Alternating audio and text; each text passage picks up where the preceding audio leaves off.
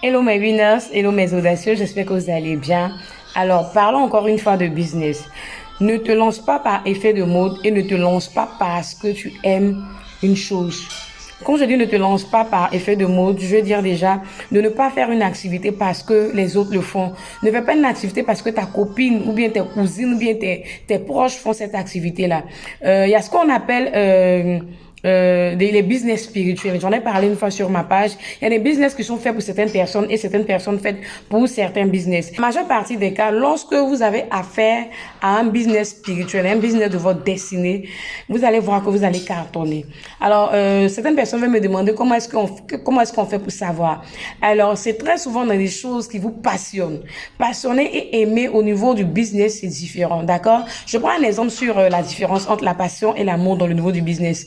Aimer au niveau du business, je donne un exemple. Vous choisissez de vendre des vêtements pour femmes et vous voulez forcément choisir les vêtements qui seront beaux sur vous, votre style vestimentaire. Alors que les goûts et les couleurs ne se discutent pas et les femmes n'ont pas les mêmes styles vestimentaires, on est d'accord. Donc, vous ne pouvez pas choisir des vêtements. Si vous les faites, vous allez rater. Vous ne pouvez pas choisir des vêtements que vous aimez. Il faut choisir les vêtements en fonction de la passion de la mode. Et si vous avez la passion de la mode, la passion de l'habillement, vous allez comprendre que chaque femme a son style. Et du coup, vous n'allez pas vous focaliser sur un certain style qui, généralement, lorsqu'on parle d'amour seulement dans le business, se rattache à soi. Donc, vous allez évoluer par la passion. Et ce genre de business, c'est des choses qui vous passionnent. C'est des choses qui souvent ne vous plaisent même pas à vous-même, mais ça vous plaît de voir sur les autres. Ça vous plaît de voir les enfants bien habillés. Ça vous fait de voir des femmes élégantes, des femmes avec de belles coiffures. Ça vous plaît bien. Et quand vous voyez ça, vous êtes heureuse. Et souvent, vous-même, vous n'aimez pas les mèches. Vous-même, vous n'aimez pas les talons. Vous-même, vous n'aimez pas le make-up. C'est généralement ça, en fait. C'est généralement ça, quand je parle de passion et de fait d'aimer un business et faire un business qui est passionné. Donc, un business que tout le monde fait, vous aimez, donc vous choisissez les choses que vous voulez. Mais lorsque vous êtes passionné, c'est des choses forcément que vous n'aimez pas voir sur vous, mais que vous aimez voir sur les autres. Et donc, vous aimez faire pour voir les autres qui aiment ces choses-là être satisfaits. Pablo Escobar ne fumait pas de drogue. Il avait des hectares et des hectares, des milliers d'hectares de champs, de plantations, si vous voulez, de cannabis. Paradoxal, n'est-ce pas? Mais il fut reconnu dans son domaine comme un grand dealer, un grand trafiquant de cette substance-là. Donc, vous voyez un peu la différence. Donc, arrêtez de vous focaliser sur le business des autres, mais cherchez à faire les business qui émanent de vos talents et qui émanent de vos passions. Généralement, ce sont ces business-là qui vous feront réussir sans trop baver, sans trop avoir réfléchi et tout. Et deuxièmement, une fois que vous avez fini de comprendre cette partie-là, que vous voulez vous positionner, encore une fois, ne vous positionnez pas comme monsieur tout le monde. Vous n'êtes pas monsieur tout le monde. Vous êtes vous. Devenir un homme d'affaires ou une femme d'affaires, c'est quelque chose de très personnel, ce n'est pas collectif comme le salut. Qu'est-ce que vous voulez devenir? Quel nom vous voulez avoir dans le domaine dans lequel vous décidez de vous lancer aujourd'hui?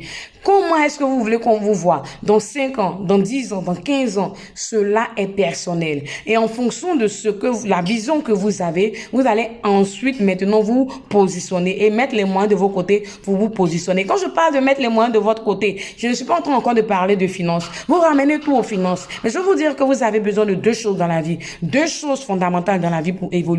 C'est l'intelligence et la sagesse.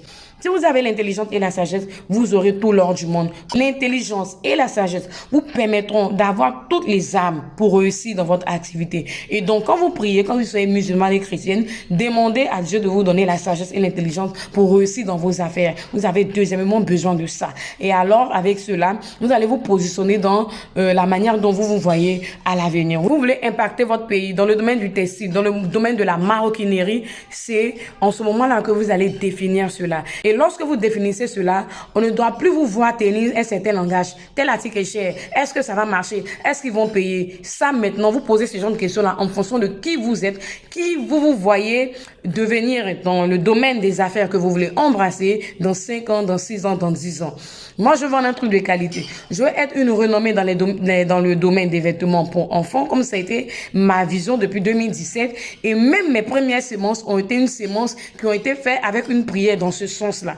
Et du coup, je n'ai pas lâché. Bien vrai que j'ai d'autres services, bien vrai que je fais certaines choses, mais la base, mon pilier, c'est pourquoi je suis rentrée dans le monde des affaires, tout autour de deux choses, la cosmétique et les vêtements, l'industrie textile. Et ça a commencé par la vente des vêtements enfants. Je ne suis pas sidérée, je ne suis pas triste à l'idée d'acheter ce n'est qu'un vêtement à $50 en gros. Pourquoi? Parce que ma vision est d'être une pionnière. Ma vision, je ne veux même pas dire d'être, était, et je le suis aujourd'hui, était d'être une pionnière dans le domaine de l'industrie textile au niveau de la layette et des vêtements enfants et un peu au niveau des vêtements dames.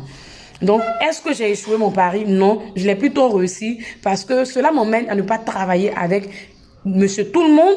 Cela m'emmène à avoir des clients distingués. Cela m'emmène à avoir des personnes qui savent ce qu'elles veulent. Vous comprenez? Donc, tel est mon exemple pour te permettre aujourd'hui de dégager ta vision, de savoir comment te positionner et savoir comment poser le premier pas pour réussir en tant que femme d'affaires.